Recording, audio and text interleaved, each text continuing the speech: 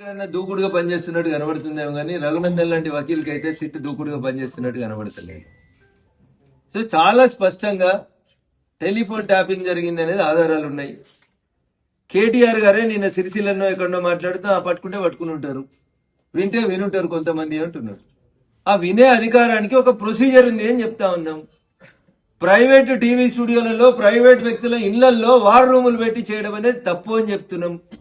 దాన్ని ఇంకా ఆయన గట్టిగా మాట్లాడుతూ ఉన్నాడు. కాంగ్రెస్ అధికారంలోకి వచ్చిన 2 ఏళ్లలో ఒక్క టీఆర్ఎస్ నాయకుని అవినీతిని గాని ఒక్క టీఆర్ఎస్ నాయకుని గాని జైల్లో పెట్టలేదు కాబట్టి పిల్లి గుడిలో అయితే ఎలికేమో చేసిందని ఊర్లలో చెప్తారు. అట్లా బామర్దులు రెచ్చిపోయి మాట్లాడుతూ ఉన్నారు. ఒకడు పిచ్చగుంట్ల కేసు అంటాడు, ఒకడు లోటో పీస్ కేసు అంటాడు. మరి ప్రభుత్వం ఏం చేస్తుంది, సిట్ ఏం చేస్తుందో చూడాలి. కనీసం ఈ సిట్ 2 అనేదన్నా, సీరియల్ మొదలైంది, సిట్ 1 అయిపోయింది, పుష్ప 1 లాగా సిట్ 1 అయిపోయింది, ఇప్పుడు సిట్ 2 నడుస్తుంది. ఈ సిట్ 2 అన్నా కనీసం ఏదన్నా ముగింపుకు తెస్తుందేమో అని ఆశపడుతున్నాం. కానీ వాళ్ళ నోరుకి అడ్డు అదుపు లేకుండా మాట్లాడి ఏదైనా మాట్లాడతామనేటువంటి భావబొమ్మర్దుల నోరుని కంట్రోల్ చేయకపోతే అది కాంగ్రెస్ పార్టీ పతనానికే దారితీస్తే తప్ప ఇంకొకటి కాదు. వాళ్ళ సాగు వాళ్ళు కావాలి, నాకేం లేదు. వచ్చేది మేమే కాబట్టి మేమైతే తప్పకుండా చూస్తాం. చాలా సంవత్సరాల నుంచి దుబాక నియోజకవర్గం ఒక రకమైనటువంటి వివక్షకి, ఒక రకమైనటువంటి పక్షపాతానికి గురవుతూ వచ్చింది. అన్ని ఉన్న అల్లుడి నోట్లో శని ఉన్నట్టు ఈ జిల్లా నుంచి గతంలో ముఖ్యమంత్రి ప్రాతినిధ్యం వహించిన, ఆర్థిక మంత్రి ప్రాతినిధ్యం వహించిన, ఆరోగ్య మంత్రి ప్రాతినిధ్యం వహించిన దుబ్బాక పట్ల అందరిది కూడా సవతి తల్లి ప్రేమనే. దుబ్బాక పట్ల ఎవరు కూడా ఏ రోజు కూడా సరి అయినటువంటి ప్రేమ అభిమానాన్ని చూపలేదు. అందుకనే దుబ్బాక అభివృద్ధిలో ఈ జిల్లాలో ఉన్నటువంటి 3 నియోజకవర్గాల్లో వెనుకబడిపోవడానికి కారణం ఎవరంటే 10 సంవత్సరాలు ఈ రాష్ట్రాన్ని పాలించినటువంటి పాలకులు. టీఆర్ఎస్ అయినా ఇప్పటి కాంగ్రెస్ అయినా దుబ్బాక పట్ల చూపిస్తుంది సవతి తల్లి ప్రేమ తప్ప దుబ్బాక నియోజకవర్గాన్ని అభివృద్ధి చేయాలనేటువంటి ప్రేమ, ఆలోచన ఈ ప్రాంతం నుంచి గెలిచినటువంటి గౌరవ ప్రజాప్రతినిధులకు లేకపోవడం అనేది బాధాకరం, దురదృష్టకరం. మేము ప్రతిపక్షంలో ఉన్నాం, మేమేం చేస్తాం, మా దగ్గర ఏముంటాయని మాట్లాడేది ఉంటే ప్రతిపక్షంలో ఉంటేనే కొట్లాడి పైసలు ఎక్కువ తెచ్చుకోవడానికి అవకాశం ఉంటుంది. ప్రతిపక్షంలో ఉంటేనే గొంతు పెంచాలి, ప్రభుత్వం మీద కొట్లాడాలి, కావాల్సినటువంటి నిధులు తెచ్చుకోవడానికి ప్రతిపక్షమే రైట్ ప్లాట్ఫామ్. మరి మీరు అధికారంలో ఉన్నప్పుడు మేము ప్రతిపక్షంలో ఉన్నాం, మా మీద ఎన్ని కేసులు పెట్టారు మీరు? ఏ ఓపెనింగ్కి వచ్చినా మీరే తండోపతండాలుగా పక్క నియోజకవర్గాలకి వెళ్ళి మనుషుల్ని తెచ్చుకొని, ఈ నియోజకవర్గంకి వెళ్ళి మనుషుల్ని తెచ్చుకొని శిలాపలకాలు వేసి ఇక్కడ కూడా కొట్లాడినటువంటి సంస్కృతి మీది. ప్రతి నిమిషం నేను దుబ్బాక నియోజకవర్గం అభివృద్ధి కావాలని దుబ్బాక ఎమ్మెల్యే ఉన్నప్పుడు ప్రతిసారి కష్టపడితే మీకు చేతగానటువంటి అనేక పనులని నేను ఆచరణలోకి తీసుకొస్తే మీరేం చేద్దరు? ఇదంతా ఎమ్మెల్యే గారికి పేరు వస్తుంది కాబట్టి ఎక్కడెక్కడ ఆపాలనేటువంటి కుట్రలు కుతంత్రాలు చేసిరు. నారాయణరావుపేట మండలం అయిన రోజు మా భూంపల్లి అక్బర్పేట మండలం కావాలని మీ నోరు మెసలలేదు. ఈ జిల్లాలో చాలా కొత్త మండలాలు అయినాయి. ఈ జిల్లా మీ అధికారంలో ఉన్నప్పుడు, ముఖ్యమంత్రి గారు ఉన్నప్పుడు, ఆర్థిక మంత్రి ఉన్నప్పుడు ఈ జిల్లాలో నూతన మండలాలు చాలా ఏర్పాటైనాయి. కానీ భూంపల్లి అక్బర్పేట అనే మండలం ఏర్పాటు కాలేదు. చివరికి మల్లన్న సాగర్ ప్రారంభోత్సవానికి వచ్చినప్పుడు నేను అప్పటి ముఖ్యమంత్రిని కన్విన్స్ చేసి మండలం తీసుకుంటే పైన మేము భోజనం చేస్తుంటే కింద ప్రెస్ మీట్ పెట్టిన సంస్కృతి మీది. అప్పటికప్పుడు ఉత్తరాలు రాసి మా ఉత్తరం రాస్తే వచ్చింది, మా ఉత్తరం రాస్తే వచ్చింది భూంపల్లి అక్బర్పేట అని చెప్పుకున్నటువంటి నీచ సంస్కృతి మీది. మీకు అధికారం మీద అవగాహన లేదు, భవిష్యత్తు మీద అవగాహన లేదు. 10 ఏళ్ల మీ పాలనలో దుబ్బాకకి ఇంత ఇబ్బందులు, ఇన్ని అవస్థలు వచ్చేటిగా. దుబ్బాక వెనుకబాటు కారణం ఎవరనేది, 10 ఏళ్లలో దుబ్బాక ఎందుకు వెనుకబడ్డది అనేది దుబ్బాక ఓటర్ మహాశయులు ఒకసారి ఆలోచించాలి. నేను సవినయంగా మా దుబ్బాక మున్సిపాలిటీకి ఎన్నికలు వస్తున్నాయి కాబట్టి మా మున్సిపల్ ఓటర్లకు చేసేటువంటి అప్పీల్ ఒకటి. ఇంకో 5 లక్షలు ఇచ్చేయాలంటే ఐటీఐ 2 సంవత్సరాల క్రితం ఓపెన్ కావాలి.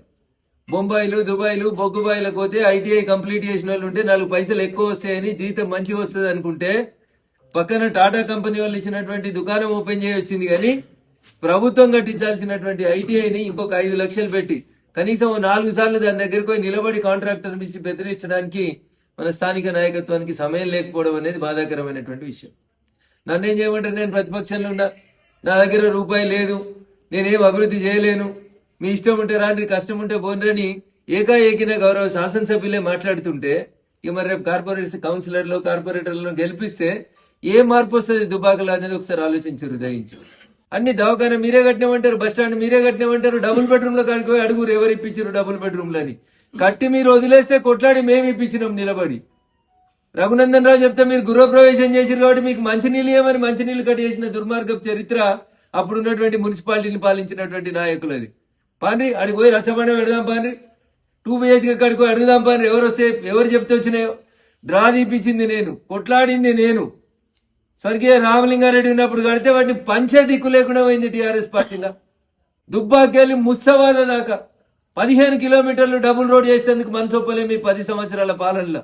మా దుబ్బాక మున్సిపల్ ఓటర్లకు నేను చేసేటువంటి అప్పీల్, పొరపాటున మళ్ళీ చెప్తున్నా, పొరపాటున గ్రహపాటున మళ్ళీ ఎమ్మెల్యే గారు ఉన్నారు, వారికి ఏం అలవాటో మీకు తెలుసు. ఎలక్షన్లో అయితే వాళ్ళు ఏం చేస్తారో మీకు తెలుసు.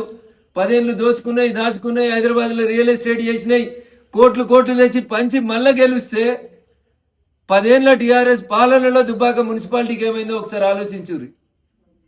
దుబ్బాకకు రింగ్ రోడ్ రాలే, దుబ్బాకకు అండర్ గ్రౌండ్ డ్రైనేజ్ రాలే. నేను గెలిచినప్పటి నుంచి అప్పటి మున్సిపల్ మంత్రి కేటీఆర్ ని కలిసి, అరే నీ సిరిసిల్లలో అండర్ గ్రౌండ్ డ్రైనేజ్ ఉంది, సిద్దిపేటలో అండర్ గ్రౌండ్ డ్రైనేజ్ ఉంది, దుబ్బాకకు ఎందుకు అండర్ గ్రౌండ్ డ్రైనేజ్ రాదు? ఆఖరికి గజ్వేల్లో కూడా కట్టుకున్నారు, సెంట్రల్ గవర్నమెంట్ మోటార్ ఇస్తే పైసలని కొట్లాడినా.